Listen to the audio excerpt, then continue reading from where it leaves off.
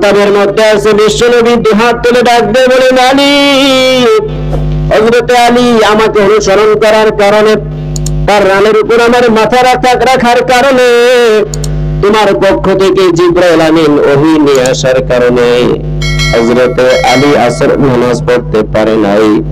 মালিক মেহেরবানি করে যে জায়গায় সূর্য থাকলে আসরের নামাজ পড়তে হয়, ওই জায়গার মধ্যে ডুবন্ত সূর্যটা তুমি উঠিয়ে দাও।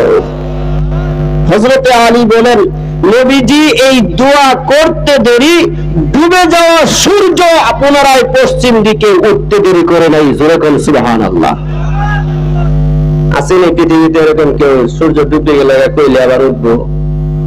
আপনার এলাকার সব মানুষ কইলে উঠতো না, রবি একলাই কইলে উঠে, আমরা ব্যক্তি কইলে উঠে না, কারণটা কি? হ্যাঁ, তার মানে বোঝা গেল বিশ্বনবী যে বিশ্ব সেরা মহামানব, এটা এই ঘটনার মাধ্যমে প্রমাণ হয়। সুবহানাল্লাহ বলেন। মেসি নিয়ে একটু বল খেলাইতে পারছে, পুরা বিশ্ব পাগল হয়ে গেছে, ঠিক কি না? কিন্তু উনি বল খেলাইতে খেলাইতে এই পরিমাণ বলকে আয়ত্ত করতে পারে নাই, যখন আর পায়ে শট দেওয়া লাগে না, ইশারা দিলেই গোল হয়। এরকম ক্যাপাসিটি তার আছে। হ্যাঁ, তারপরে এইবার যে পাগল হয়েছিল মানুষ, আল্লাহ হেফাজত করেন, যেরকম আদিন। বর্তমানে যদি বিশ্বনবীর এই অবস্থা, এই ঘটনা ঘটতো, পৃথিবীর মানুষ পাগল হয়ে যাইতো। কথা বলেন ঠিক কিনা? বিনা দরখাস্তে আল্লাহ তাআলা ওই নবীর উম্মত বানায় আমাদেরকে দুনিয়াতে পাঠাইছেন। জোরে বলি আলহামদুলিল্লাহ।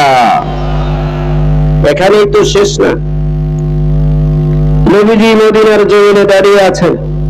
গ্রাম থেকে এক লোক আইছে, নবীজি তাকে বলছেন যে তুমি ইসলাম কবুল করো। কেন?